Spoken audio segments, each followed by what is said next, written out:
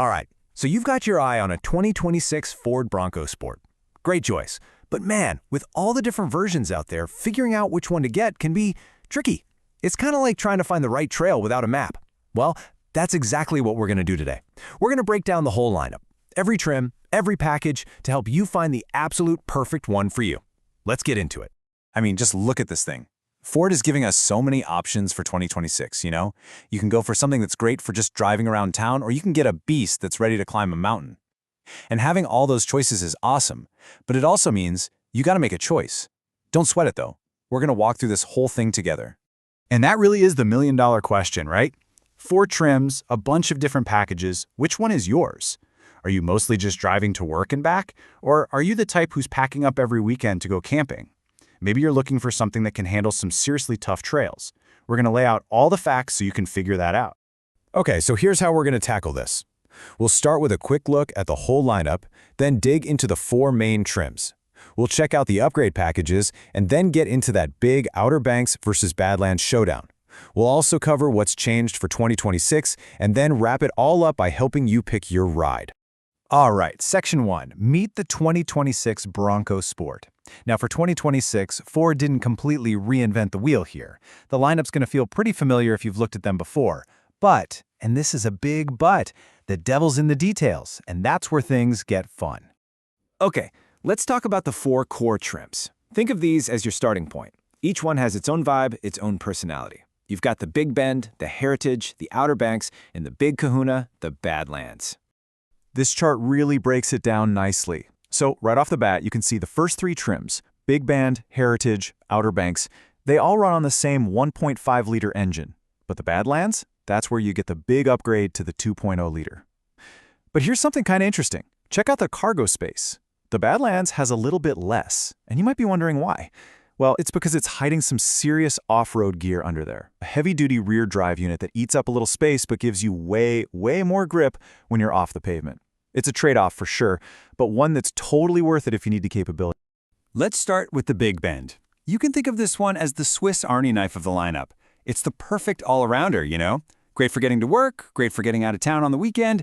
It really hits that sweet spot between price and features. And as we're about to see, it's the base for some really cool package upgrades. Next up, the Heritage. Okay, this one is purely a vibe. It's all about that retro, old-school cool. If you're into that classic look, you know, the white grille, the unique colors, this is totally for you. Underneath, it's basically a Big Bend, but on the outside, it's designed to turn heads. All right, climbing the ladder a bit, we've got the Outer Banks. This is the one you get when you want a little bit of luxury with your adventure. Think leather seats, all the tech goodies, just a more premium feel all around. It's for when you want to be comfortable on the highway, but still be able to hit a light trail without thinking twice. And then there's the Badlands. This is the king of the hill, the most rugged, most capable one of the bunch. It's not just about that bigger engine. We're talking a more sophisticated 4x4 system, a beefier suspension, and extra GOAT modes. And in case you don't know, GOAT stands for Goes Over Any Type of Terrain. It's basically a dial you turn that sets the vehicle up perfectly for mud, sand, rocks, whatever you throw at it. Okay, so you've picked your character, your base trim, but now it's time to level up. Let's talk about the packages. This is where you can really customize your ride and either dial up the style or seriously boost its off-road chops. First up is something brand new for 2026, and honestly, it looks amazing. It's the Bronze Package. This is only available on the Big Bend trim, and it's all about looks. You get these really cool bronze wheels, bronze lettering on the grille. It just gives it this unique, tough look. Plus, you get some nice touches on the inside too. Now this is a big one, the Black Diamond Off-Road Package. This is how you take that value-packed Big Bend and turn it into a legit trail machine. I'm talking steel plates underneath to protect everything, beefy all-terrain tires, all the serious hardware. And the best part? You can get this and the Bronze Package, so you can have a Bronco Sport that looks awesome and is super capable. The total package. All right, now for the heavy hitters, the Outer Banks and the Badlands. You've got the Sasquatch Package. And this is all about one thing, suspension. It's called the HOS system, which stands for High Performance Off-Road Stability Suspension. Now, if you add it to an Outer Banks, you get the 2.0 system, which is a huge step up for handling rough stuff. But if you add it to the already capable Badlands, you get the insane HOS 3.0 system. That's for people who are serious about going fast over really tough terrain.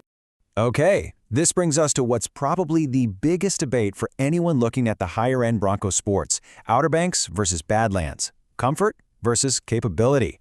Let's settle this. I love this quote from a user on the Bronco Sports subreddit. It just cuts right to the chase, doesn't it?